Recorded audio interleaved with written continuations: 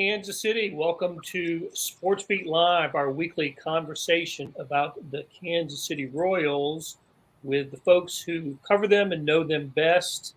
Want to shout out to our sponsor, the University of Kansas Health System. And we've got Lynn Worthy and Sam McDowell here today. We've got a lot to talk about.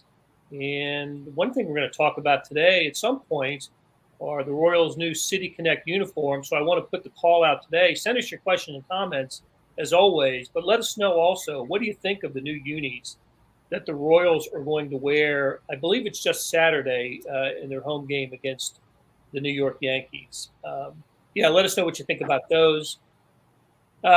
So, Lynn, the Royals go winless in Seattle to extend their losing streak to 4 games heading into tonight's series opener against the Chicago White Sox in Chicago. And a lot of things went wrong for the Royals up in the Pacific Northwest. What were some of the big concerns that came out of that series? Well, I think the part that was really just the kick in the gut was the fact that they had come back to take leads in those games and then coughed them up late. So the game that the final score ended up being 13-7. They came back from a 4-run deficit to take a 7-6 lead and then end up losing, giving up was it 8 runs late to lose, or I think it was 7 runs late to lose 13-7. And then the last game they actually had a 1-run lead in extra innings. Again, they came back to force extra innings. They were losing 3-2. Hunter Dozier hits a 9th inning home run. They're down to the final 2 outs. Sitting in the extras, start off the 10th inning by scoring the run with the ghost runner, and you've got a lead. And all of a sudden, it looks like momentum swing, and then Seattle matches. And then in extras, they both had their chances. It was one of the things Mike Matheny pointed out afterwards was, they gave up chances because they had scoring chances earlier in the game and late in the game, including I think it was the 12th where they had bases loaded and couldn't get a run in. Seattle was right there with them as far as, I think it was in the 11th inning, they had bases loaded when Dylan Coleman looked like he was spraying the ball over the place, and they still ended up getting out of that one. So the fact that you had leads late, you rallied to get leads late with an offense that's been struggling and then gave up those games, I think is the part that really stings. Yeah, and you can't. The bullpen had a bad game Saturday. You certainly can't blame the bullpen for Sunday's loss. When you don't score in extra innings twice, you're gonna pay for that. So, but let's go back to Saturday's game. I'll tell you what. There's kind of one thing from each game I wanted to discuss. The first game, the Friday game, where they lose, I think it was 4-1. That was the game where the only run came from the Salvador Perez home run. But the Royals, I believe it was their first error of the season. They've been playing really nice defense, and that was pretty costly. That was the ball that came back to Brad Keller, pitching a good game, had a double play set up, and he basically muffs the easy grounder. They don't get any out, much less a double play to get out of an inning, and the Mariners took full advantage of that. On Saturday, the Jake Brent's performance when he walked 4 straight, that was pretty troubling, and we hadn't seen that really, have we, from Jake, anything like that from Jake Brent? No, he's been one of their guys. I mean, depending on how you want to look at it, there was probably in spring training we probably locked in 4 guys, that being Scott Barlow, Jake Brent, Josh Staumont, and then Amir Garrett after they made that trade. And those in the first 3, Staumont, Barlow, and Brent, were all guys who had been their mainstays last year. And so and Brent's now, he's still early on. I mean, last year was his first year. So he's still early on in his career, but we hadn't seen any signs of this. And so he just couldn't find a strike zone. And he came in with a clean inning, so they didn't have anybody up right behind him. And then also they kept thinking that that he could get through. If he could get through, just sort of get through that, that one batter. He had lefties lined up, which was the other thing they had. Because at one point, I think he walked. I'm going from memory here because I was a little suspect. But I think it was Winker And if he could get Winker, then he had Kelnick and then top of the order Frazier, 3 lefties in a row, which is what they were trying to say. Okay, if you could just get on track and get that first one, and then with, obviously the bases were loaded, but got a chance to maybe get out of that and hold it where it was. But that just never happened. Yeah, Blair, I mean, sort of the takeaway for me from the whole weekend where they had it's a long season. We've been saying that for 3 weeks now at the start of the season, but I still feel like they had 2 opportunities on Saturday and Sunday to come up with wins that could have turned the tide on the way this first month of the season's going. They're not necessarily awful losses on Saturday and Sunday, but it's the missed opportunity for really good wins. You get a home run in the 9th inning on Sunday. It's an opportunity to get a win you didn't think you had all day. Same with Saturday. You get down Saturday, you come back and take the lead, and you put the game in the hands of what we have thought has been the strength of this team so far earlier in the season. And then all of a sudden that part of your bullpen collapses. So I just viewed Saturday and Sunday as a really missed opportunity to maybe kickstart something in the opposite direction of the way it's been going. And one common thread to the losing streak is hitting with runners in scoring position. The Royals were 1 for 14 on Sunday, and I think it was 4 for 31 in the series.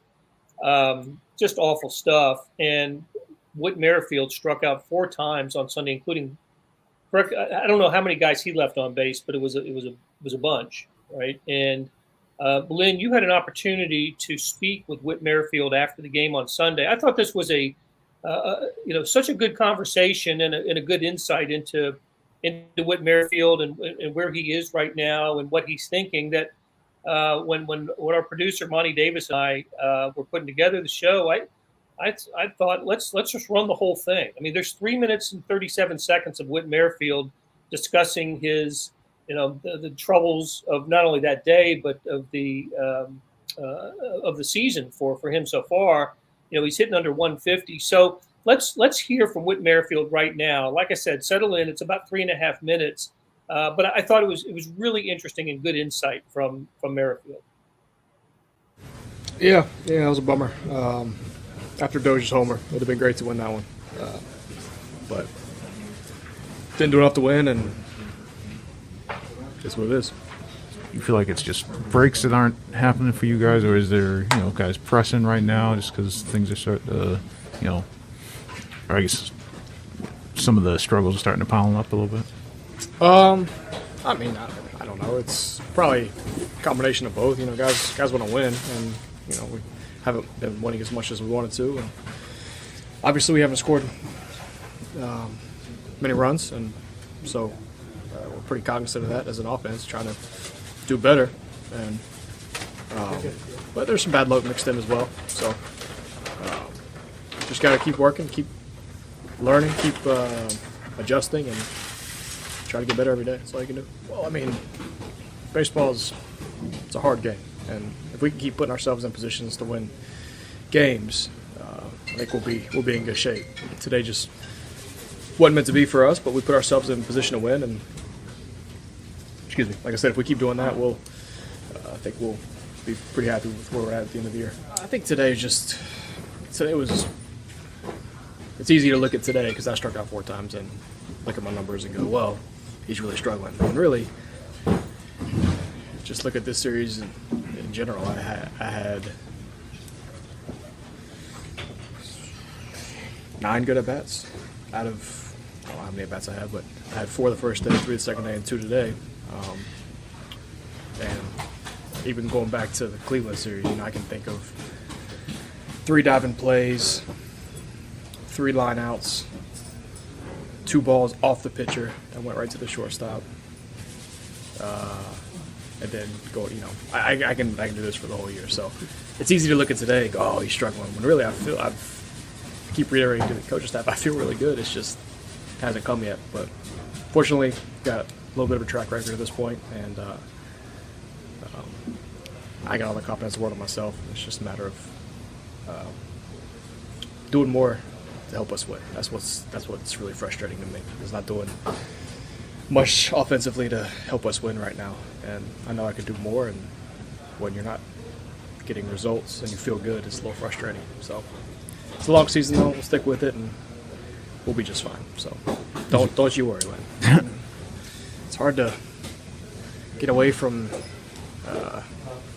lining out, guys. It's for me. It's a matter of am I swinging at good pitches? Am I on time for the fastball? Outside of today, I haven't been swinging at bad pitches. I've been in the zone. Also today, six at bats. They went strike one on me. So it's one of those stretches where it feels like I'll never get in that 2-0, 3-1 count. I'm always working from behind, and today was just one of those days. But as far as adjustments go, I mean, again, I evaluate it as how do I feel? Okay, I feel good. All right, am I swinging good pitches? Yes, I'm swinging good pitches. All right, am I on time? Yes, I'm on time.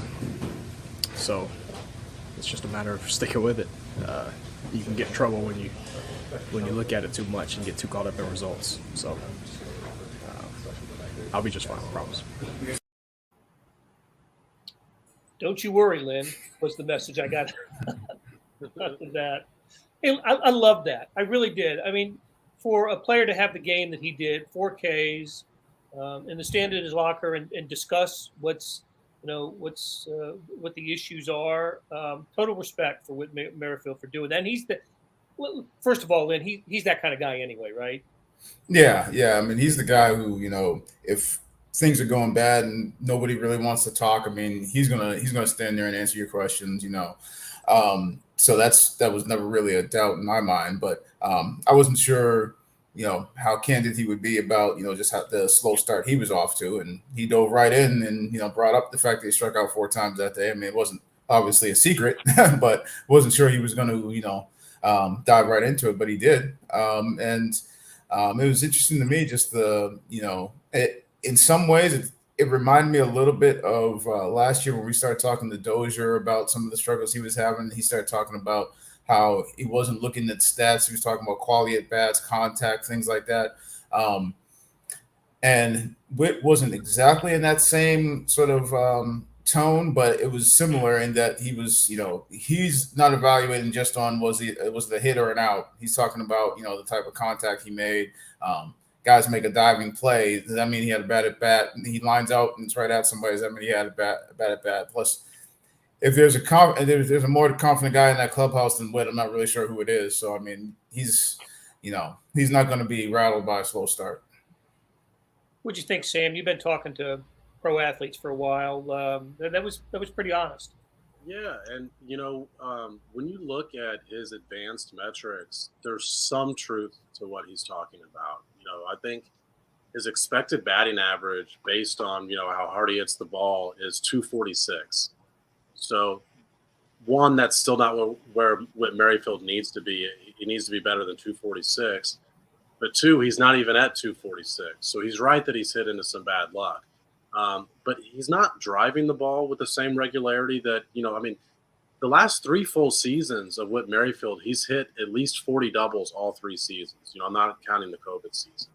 This year he has 2. He doesn't have a triple. He doesn't have a home run. So he's hit those. I see as less bad luck. When you're driving the ball into gaps, when you're hitting the ball out of the ballpark, you can't blame bad luck.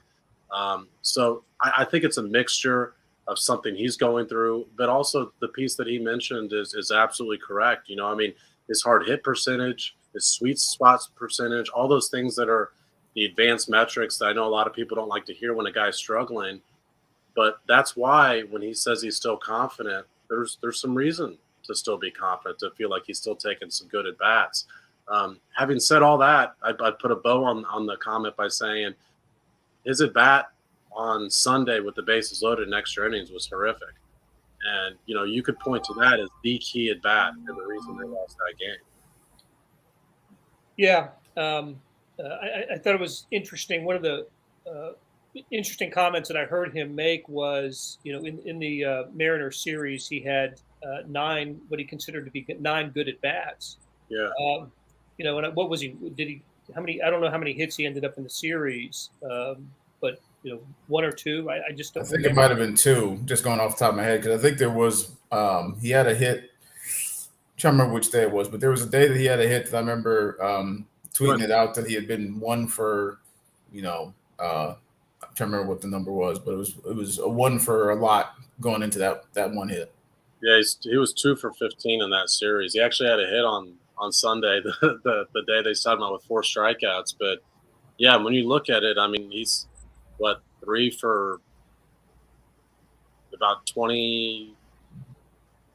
3 for about 33.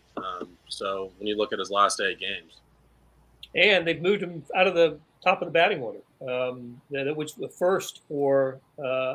I guess there was one time in 2020 when Alex Gordon batted first, led off, and that was his last game as a Royal. So a bit of a ceremonial thing there. But before that, 2019, and the last time he didn't lead off, they got Nicky Lopez up in the one hole, and it makes sense, right? But Nicky Lopez, had the bad. God, now some of the losses are running together, but the pop-up bunt, that was the last home game, I believe, wasn't it?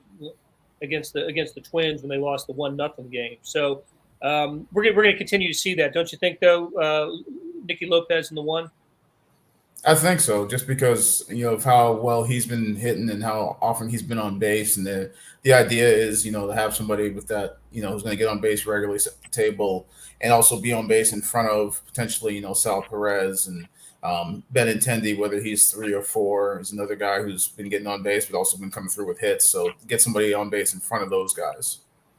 And typically, I mean, in past years, Witt's actually been pretty good when he come to the plate with guys in scoring position and being able to give you productive outs or just productive at bats when you got to get somebody in. But obviously, this year is a different story. Something else that he said that was interesting was that he feels like he's swinging at good pitches. And you look at just the traditional numbers, he's only walked twice all year. So you think, well, the guy's probably not swinging at a lot of good pitches.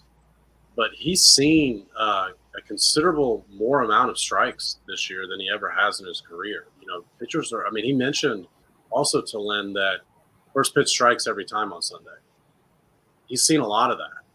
He's seen 55% strikes this year. Traditionally, he's around 48. I mean, that's – I know that doesn't seem like a lot. That is a lot. That's a big jump.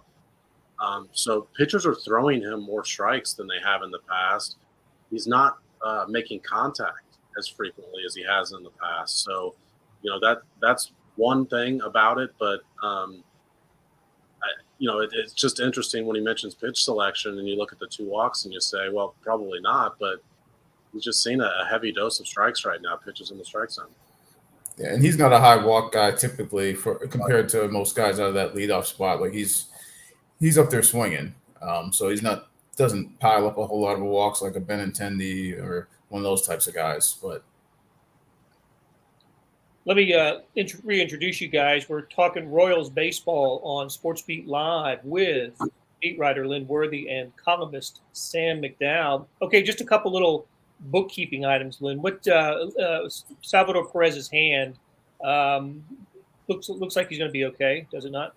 Yeah. I mean, he DH'd in Sunday's game and then actually caught at the very end of the game when they lost the DH when they pinch hit for Cam Gallagher. So, I mean, I think he had it wrapped after the game, but I mean, he played, and we've seen Sal take foul balls and have instances where you're not sure he's going to be in the lineup, and he's right back out there. I mean, he played in 161 games last year. So he's, unless something else has come up, I expect him to be back out there. And before we talk again, or before we have our next SportsBeat Live, the Royals will be -2 because the roster goes from 28 to 26 here later this week. Any guesses on who the 2 will be, Lynn? I'm not sure, particularly since, during the last homestand, they sent down Kyle Isbell in favor of a pitcher. So that you would have thought, well, they've got an extra bench guy, got an extra pitcher. Now they got a little more on the pitching side. I don't know if they subtract 2 pitchers, though I'd probably lean that way right now, just because as far as the bench, you got to have a second catcher. You got to have right now. You still have Olivares and O'Hearn, and as far as bench guys, I mean, you don't have a whole lot after that. as far as guys that, I mean, you're going to have a DH every game. So it's probably on the pitching side. And I'm not sure right now they're carrying Bolaños as an extra guy. The bullpen's been really good. We haven't seen a whole lot of Brady Singer. We saw him again the other day, and then he came out. He took a ball off the wrist, but apparently is all right. I don't know if they go that route, but I wouldn't be totally shocked if they did. But I before they made that move with Isbell, I would have thought, well, maybe they take one of those guys who's not playing much and then one of the pitchers. I'm not sure if they go 2 pitchers, but I wouldn't be shocked either way. I mean, I think Brady Singer's got to pitch one way or the other. I mean, I realize that, he's not new to the major leagues in comparison to some of his peers that were taken in that same draft. But if he's going to be in the bullpen, he's got to pitch in the bullpen. If he's not going to pitch, he needs to be pitching in Omaha. So I think that's the question the Royals need to be asking themselves if they need to shrink their roster is, what's the plan with Brady? So if I hear this correct, what you're telling me is that their pitcher needs to pitch. Well, I mean, Lynn, what do you think about it? I mean, it's the development of the third pitch, right? That's always been the key for him as a starter. But you can get away with 2 pitches in the bullpen. And so it surprised me that if they've had him in the bullpen and the knock on him is he hasn't developed the changeup, or I guess I should say he hasn't developed the confidence to throw the changeup, then he's okay in the bullpen, but they haven't tested him out there enough. And so I just thought if the idea is to put him in the bullpen, use him in the bullpen, see what you have out of him as a reliever. Well, I think part of it, and I agree with sort of that sentiment there is, because you can get away with 2 pitchers as a relief pitcher. Now, there's been a little bit of mixed messaging in a way because they keep saying that they still view him as a starter, at some point. In which case you would say, okay, well, then he probably needs to go and develop and keep working on that third pitch and be able to have that full repertoire.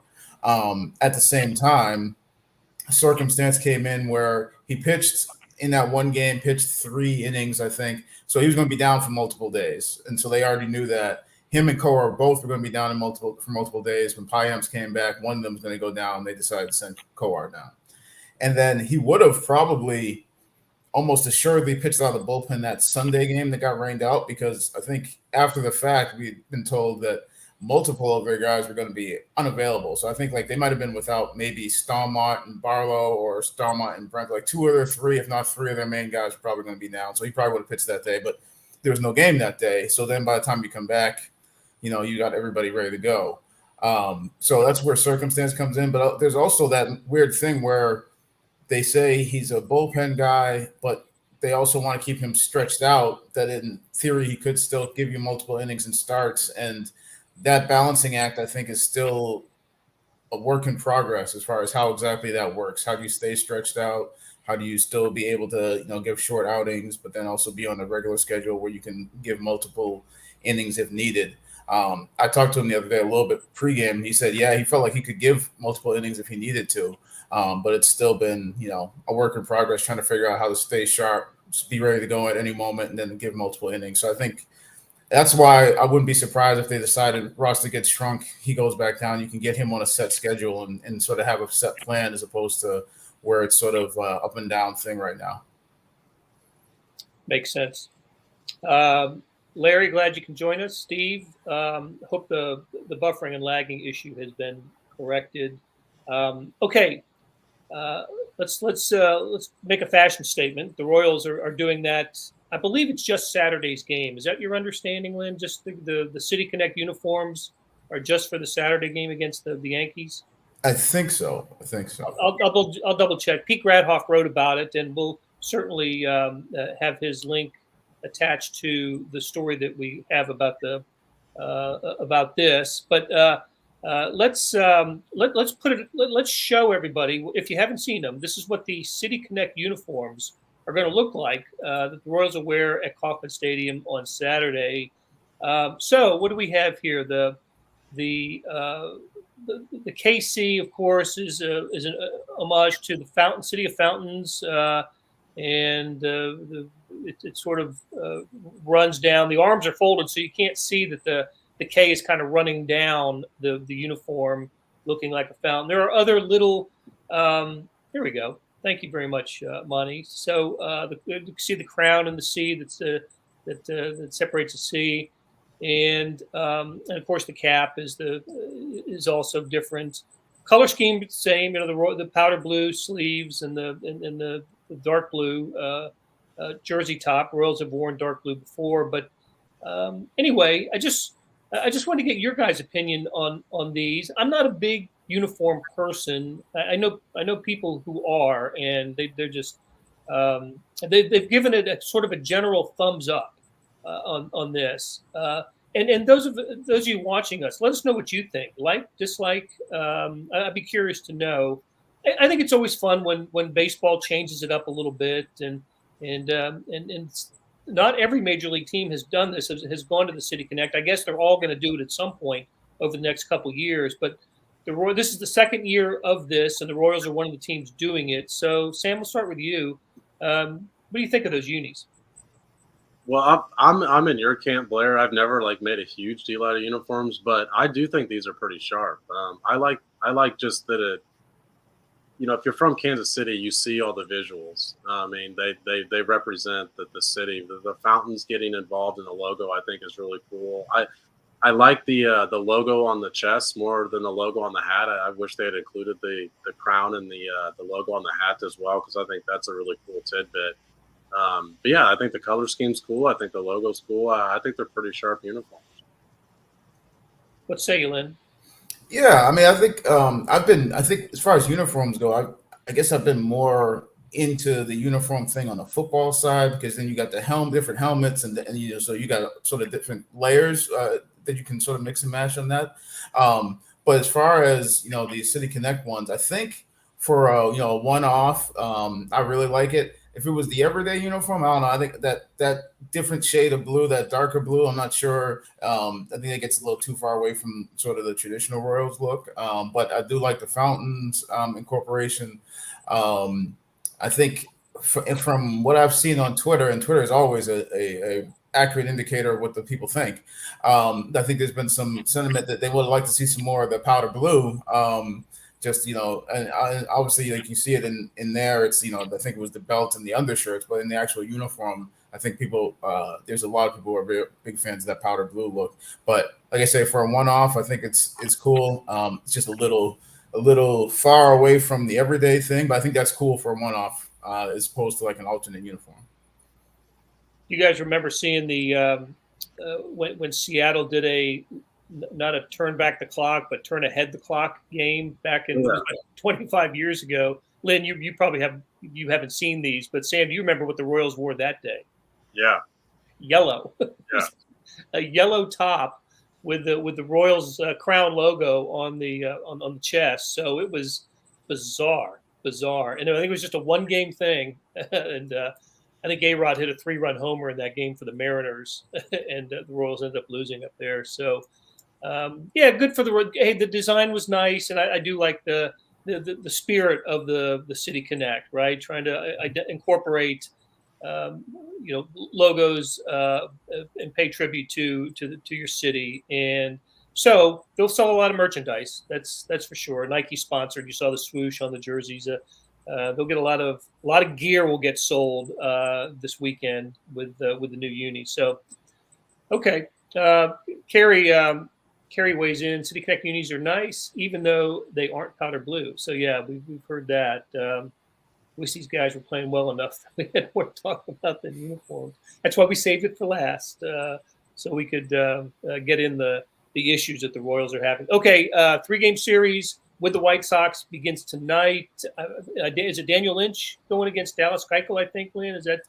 That is correct. And it should also be noted that the White Sox, this is one of those something's got to give. The White Sox have lost 7 in a row coming into tonight. So they'll be mad and hungry and take it out on the Royals. We'll see. Okay. Lynn Worthy, Sam McDowell, Monty Davis, our producer. Thank you very much, you guys. Thanks to the University of Kansas Health System for being our presenting sponsor. And we will talk to you again next Tuesday morning.